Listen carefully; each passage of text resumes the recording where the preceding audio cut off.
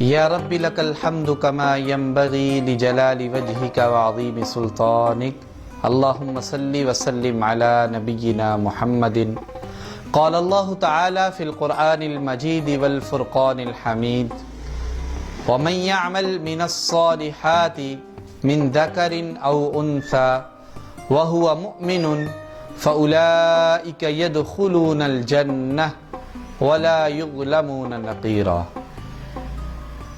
سامعین و ناظرین، رمضان ٹرانسمیشن کی اس ویڈیو میں آپ کو بہت اہم پیغام دینا چاہتا ہوں، اور انشاءاللہ العزیز یہ پیغام 2-3 ویڈیوز پر مشتمل ہوگا۔ فرسٹ سیشن میں آپ کو اس کی تعریف اور اس حوالے سے چند گزارشات آپ کے سامنے پیش کروں گا۔ سب سے پہلی بات، نیک اعمال انسان کا حقیقی سرمایہ ہے، اور یہی نیک اعمال انسان کی اخروی زندگی میں انسان کے کام آئیں گے اور انسان کو اللہ تعالیٰ کی جنت کا مہمان بنائیں گے۔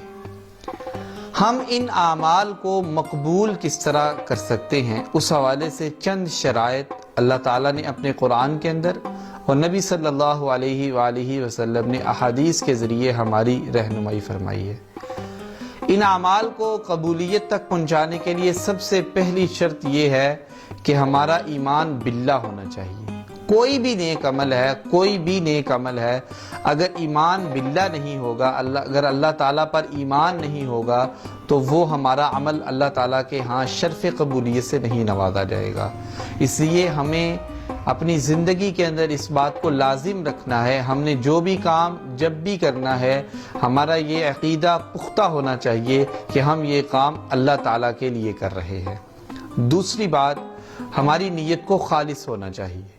نبی صلی اللہ علیہ وسلم کا فرمان ہے صحیح بخاری کے اندر، جس میں نبی صلی اللہ علیہ وسلم نے ارشاد فرمایا، انما الاعمال بالنیات، اعمال کا دار و مدار ہی نیتوں پر ہے۔ اگر میری نیت خالص ہے، میں چھوٹا سا کام بھی کروں تو اس کا بھی بہت زیادہ اجر ملے گا، اور اگر میری نیت خالص نہیں، میں بہت بڑے نیک اعمال بھی کر لوں تو وہ اللہ تعالیٰ کے ہاں قابل قبول نہیں۔ اس حوالے سے میں آپ کے سامنے 2 احادیث رکھوں گا۔ ایک حدیث جس میں ایک انسان کی نیت خراب ہو تو اس کا حشر کیا ہوتا ہے، اور ایک حدیث جس میں ایک انسان کی نیت مخلص ہو، اس کو کتنا اللہ تعالیٰ کی طرف سے اجر ملتا ہے۔ پہلی حدیث، وہ 3 انسان، صحیح بخاری کے اندر حدیث موجود ہے، ایک قاری قرآن، دوسرا انفاق فی سبیل اللہ کرنے والا یعنی کہ اللہ کی راہ میں مال خرچ کرنے والا، اور تیسرا جہاد کرنے والا۔ یہ تینوں انسان اللہ کی بارگاہ میں پیش ہوں گے۔ اللہ تعالیٰ جب ان کے نامہ اعمال کو دیکھیں گے تو وہاں پہ خالص نیت موجود نہیں ہوگی۔ ساری زندگی انہوں نے قرآن تو پڑھا، جہاد تو کیا، اللہ کی راہ میں مال تو خرچ کیا، لیکن ان کا مقصد صرف دنیا میں شہرت حاصل کرنا تھا، دنیا میں اپنی عزت بنانا تھا۔ تو اللہ تعالیٰ فرمائیں گے، آپ نے جو دنیا میں حاصل کرنا تھا آپ کو مل گیا، میرے ہاں آپ کو کچھ نہیں مل سکتا۔ اللہ تعالیٰ فرشتوں کو حکم دیں گے اور انہیں اللہ تعالیٰ سب سے پہلے جہنم کا ایندھن بنا دیں گے۔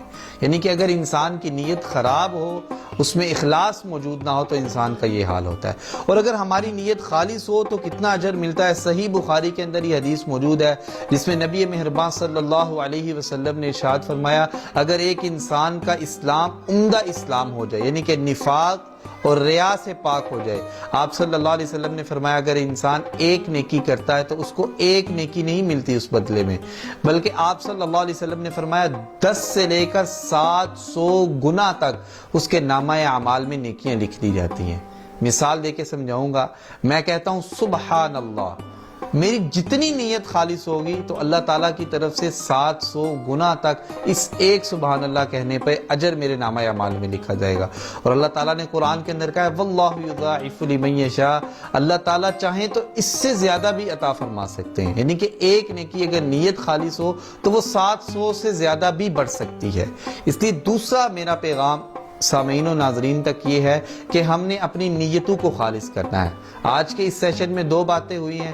پہلی یہ کہ ہمارا ایمان باللہ ہونا چاہیے، اور دوسرا ہماری نیت ہمیشہ خالص ہونی چاہیے۔ اللہ تعالیٰ سے دعا ہے کہ اللہ تعالیٰ ہمارے تمام نیک اعمال کو اپنے حضور شرف قبولیت سے نوازے۔